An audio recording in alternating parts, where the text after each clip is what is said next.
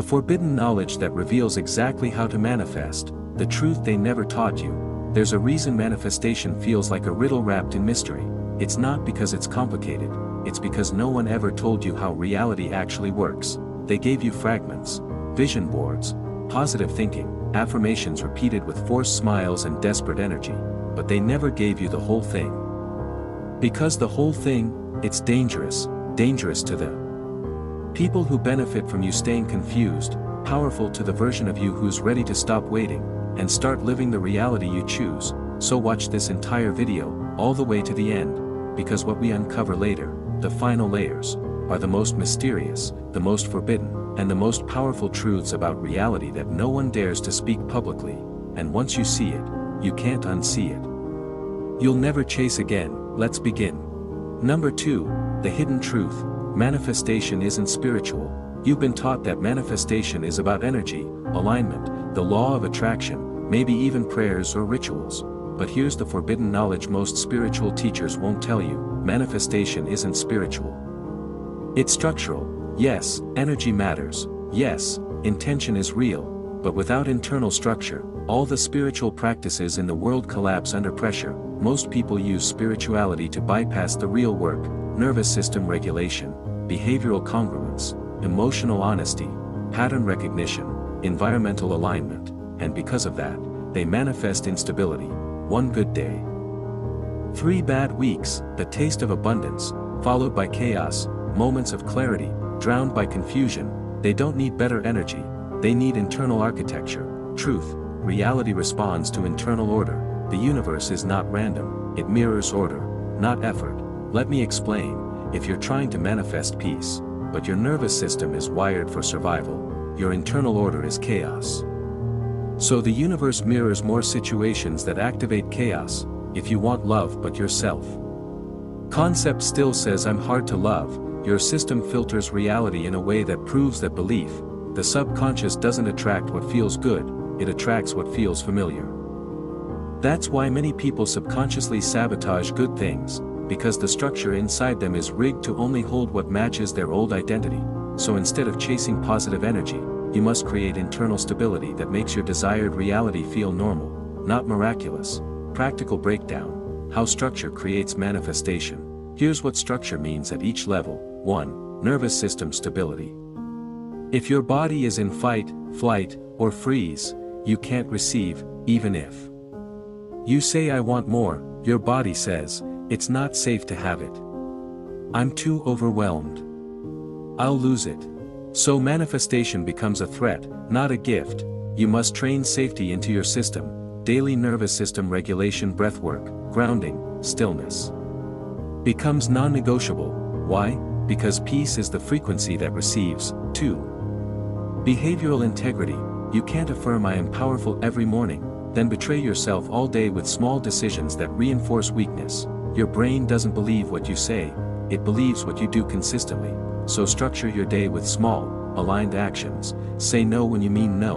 Stop tolerating patterns that hurt you. Choose clarity over comfort. This builds identity stability. And manifestation flows through identity, not wishful thinking. 3. Environmental alignment. Look around. Your environment either activates your future or reinforces your past. Do your habits, spaces, conversations, and digital input support the version of you who has already manifested? If not, change them, because your subconscious is always asking, is it safe to become that version of me here? And if the answer is no, you'll sabotage your growth to stay safe in chaos. The dangerous truth: spirituality can be a trap. Here's the most controversial truth in this entire video: spirituality, without structure, is another distraction. Yes, it feels better than fear. Yes, it sounds poetic. But if your spirituality isn't reflected in how you eat, sleep, move, speak, and respond under pressure, it's not transformation, it's escapism. And most people use spiritual talk to avoid facing the deeper patterns that require inner confrontation. They manifest once then can't hold it. They visualize big dreams but avoid hard conversations. They pray for alignment while lying to themselves about their habits. That's not alignment. That's avoidance. The forbidden knowledge is this: manifestation is grounded, it's physical, it's lived, it's repeatable. And the only way to stabilize it is through conscious repetition and nervous system congruence. Example, spiritual manifestation versus structural manifestation. Let's take a common goal. You want to manifest a six-figure business. The spiritual route might sound like, I'm calling in abundance. I trust the universe. I visualize clients coming in. But if you avoid making offers, feel anxiety when receiving money, can't hold discipline, procrastinate in silence, then all that spiritual language collapses the moment pressure hits. But structural manifestation looks different. You practice calm while executing, create systems for income, clean up your time leaks, learn how to receive without guilt. This isn't sexy, but it's stable, and manifestation flows through stability, because the universe doesn't send miracles where you're still leaking energy. Structural manifestation requires emotional honesty.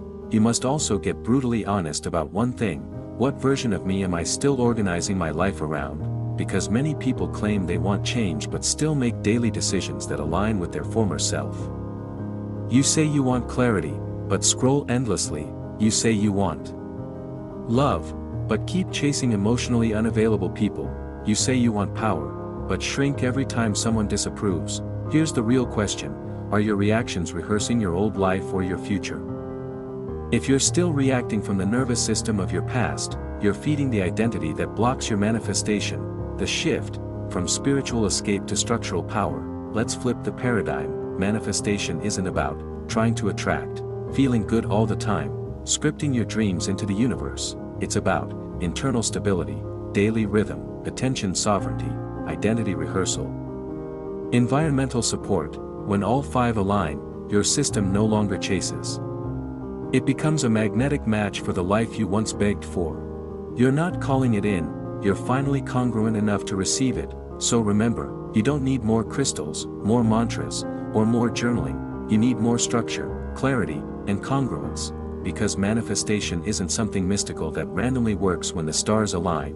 It's a system of laws, emotional, neurological, and energetic, that mirror your inner world. The only question is, are you structured enough to hold what you've been asking for? Because the moment you are, it shows up fast, effortlessly, permanently. Number 3, how to actually do it. The door method. By now, you've seen the lie. Manifestation isn't about begging the universe. It's about becoming structured enough to hold the reality you desire. But let's go deeper. How do you practically shift from the version of you that wants to the version that already lives what you asked for? This is where most teachings fail. They give you inspiration, but not implementation. So let's build something better, a method you can use every single day to rewire your thoughts, habits, identity, and nervous system into alignment. This is the door method, and it's not spiritual fluff, it's neural rewiring. Door equals decide, observe, own, repattern. It's not a ritual, it's a daily rhythm. Let's break it down. D stand for decide without proof. The first step is the most uncomfortable. You must decide something is true before you see evidence. That's not delusion. That's creation. Most people say, I'll believe it when I see it, but the nervous system works in reverse. You'll see it when you believe it, without resistance. Think about it. If you're waiting for proof, you're stuck in reaction. You'll always be one step behind your dreams. But when you decide, right now, that your new identity is already in place, you start moving differently. You speak with more clarity.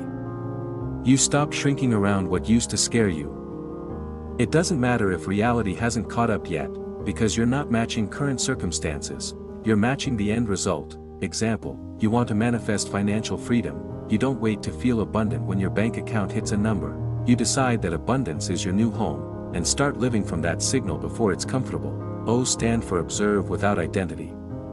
Here's the trap that kills most manifestations. People confuse their triggers with their truth. You feel anxious, so you say, I'm not ready. You procrastinate, so you label yourself lazy. You get rejected, and assume, I'm not worthy. That's not truth. That's data. When you observe your patterns without merging with them, you create space for change. Say this to yourself, what I feel is valid. But what I do with it creates my next identity. Observing isn't passive, it's training your system to stop reacting like the old version of you. Practice this daily. What emotion just showed up? What belief did it try to attach to? Does that belief serve the version of me I'm becoming? This is how you untangle yourself from your past. O stand for own the identity you're still rehearsing. Here's the forbidden layer most teachers skip. You can't shift into a new life until you own the life you've been unconsciously rehearsing. This takes brutal honesty. Ask yourself, who do I still act like? What kind of life do I defend with excuses? What do I say that's just how I am about? Every time you justify an old behavior, you're reinforcing the identity that blocks the new timeline. This step isn't about guilt, it's about ownership. You can't upgrade what you won't admit you're still running. Example, you say you want peace, but you still react aggressively to criticism. You say you want love, but you keep ghosting people before they get close. Until you own the identity you're still rehearsing, manifestation is just mental gymnastics. Our stand for repattern your rhythm. Now we make it physical. The subconscious doesn't change through inspiration, it changes through repetition inside a new rhythm. Why rhythm? Because your current life is a pattern of habits, emotional, physical, relational, and mental, that loop every day. So if you don't disrupt the rhythm, your desires never land. They bounce off your system. To repattern your rhythm, 1. Audit your morning. Do you immediately go into survival mode, scrolling, rushing, problem solving, or do you enter the day grounded in your future identity? 2. Audit your self-talk. Is it aligned with someone who trusts reality, or someone who's always trying to control it? 3. Audit your decisions under pressure, because pressure exposes your real structure. The key, build daily moments where your nervous system experiences the feeling of already having what you desire, and make that your baseline. Here's a 5-minute daily practice to lock in the door method. Each morning, decide, today I choose to show up as the version of me who already lives it. Observe, throughout the day. Notice when you slip into old patterns. Label them. Don't judge, own. At night, journal. What did I do today that aligned with the old me? What would the future me have done instead? Repattern, pick one small thing to shift tomorrow, even if it's just how you breathe when you wake up. Stack this daily, and in 7 to 14 days, your system starts expecting the new reality, and that's when things manifest, not because you pushed but because you became a stable home for them. Why this works when nothing else does. Here's why the door method works when manifestation rituals fail. It doesn't rely on temporary motivation. It bypasses mental fantasy and installs embodied identity. It creates congruence between your thoughts, nervous system, and environment. It makes the new you so practiced. Your old self can't survive the rhythm. You're no longer trying to manifest. You're becoming the type of person who no longer manifests on accident, and that's what scares people, because when manifestation becomes this practical, you lose the excuse that says it's out of my hands. Now it's in your rhythm. But there's still one forbidden layer left, and this one is the most permanent of all, because up next, we reveal why reality reflects identity, and how to make your desired self so normal. Your current world bends to it without resistance, not once. Not as a breakthrough, but as a new law you live inside. Number 4, the final law, reality reflects identity permanently. This is it, the final law. The one that doesn't just help you manifest one goal but rewires the core blueprint through which your entire life takes shape, because after all the techniques, methods, and rewiring, this truth remains: you don't manifest what you want. You manifest who you are, repeatedly, permanently, and automatically. This is the forbidden knowledge most people avoid. Why? Because it leaves no room for blame, it dissolves victimhood, it makes the mirror honest. Once you accept that reality is a precise reflection of your deepest self-concept, you stop trying to manipulate the outside world and start mastering the one inside you. The mirror never lies. Your current reality is a mirror, not of your wishes, not of your Pinterest boards, not of your scripting journal. It reflects what you expect, what you tolerate, what you rehearse emotionally, what you believe is normal for someone like you. If you want different circumstances, you must become someone for whom those circumstances feel boring in their normality, not exciting, not shocking. Boringly normal, because the subconscious only allows what fits. The internal identity script. Ask yourself, what version of me does my current reality perfectly support? Your answer is the key, identity to desire. This is where most manifestation fails. People set new desires but keep the same identity. They say, I want to be abundant but still carry the emotional code of struggle. I want to be loved but still expect rejection and inconsistency. I want peace but constantly look for problems to fix, so what happens? Their external world doesn't respond to the new desire, it obeys the old identity, because identity is the frequency that trains the mirror. Desires don't manifest realities, self-concepts do, the only question that matters. So here's the one question that determines everything. Who do I need to become so my desires stop being desires and start becoming my defaults? This is the shift from seeking to embodying. You stop saying, I want it, and start moving like, this is who I am. Of course it's mine. That doesn't mean arrogance, it means congruence. When your identity and environment match, manifestation becomes momentum. It's no longer a prayer, it's your new operating system. Building permanent identity alignment. 3 final keys. Let's make it practical. Here are 3 ways to permanently install identity-level manifestation. 1. Normalize the desired state. Repetition creates normalcy, and normalcy creates access. Stop only feeling wealth when you're visualizing.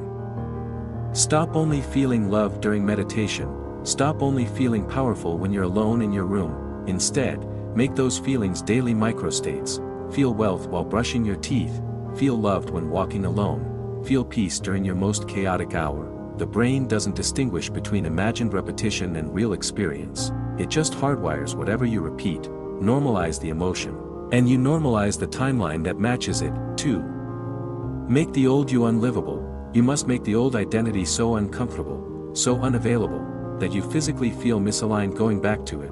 This means saying no to what you once tolerated, leaving spaces that feed your scarcity. Refusing to perform your pain for sympathy.